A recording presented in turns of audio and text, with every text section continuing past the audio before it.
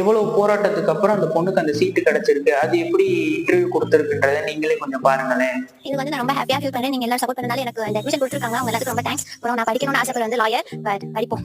ஏன்னா சின்ன பிள்ளை பிறந்த ஒரு 4 இன்னுக்குள்ள வந்து இருந்து இந்த ஊரும் பிடிச்சிருந்துச்சு. தமிழ் லாங்குவேஜ் எல்லா லாங்குவேஜ் கத்துக்கணும்னு ஆசைப்பட்டு எனக்கு தமிழ் பிடிச்ச லாங்குவேஜா இருக்கு. எழுத எல்லாமே வரும். அதனால அதுக்கு அந்த தமிழ் லாங்குவேஜ் மட்டும் தான் சாய்ஸ் பண்ணியிருக்கேன். அதனால படிக்கணும்னு ஆசைப்பட்டு குறிக்கோள் வந்து நான் 12th முடிச்சுட்டு லாயர் படிக்கணும்னு ஆசைப்படுறேன். அவங்க அதெல்லாம் நினைச்சு ரொம்ப ஹாப்பியா இருக்காங்க. அவங்க சொல்றாங்க ஓகே இப்போ படி, அப்போ போக போக போக இன்னும் நல்ல படிச்சு எல்லாத்துக்கும் நல்ல பேர் கொண்டு வரணும்னு சொல்லியிருக்காங்க வீட்டுல. இதுதான் உண்மையான வெற்றின்றது. ஆனா நம்ம பசங்க என்ன பண்றாங்கன்னு பாத்தீங்களா? பாருங்க, இதையும் கொஞ்சம் பார்த்துடுவாங்க. பின்னாடி வராதடா, முன்னாடி நீ போகாதடா.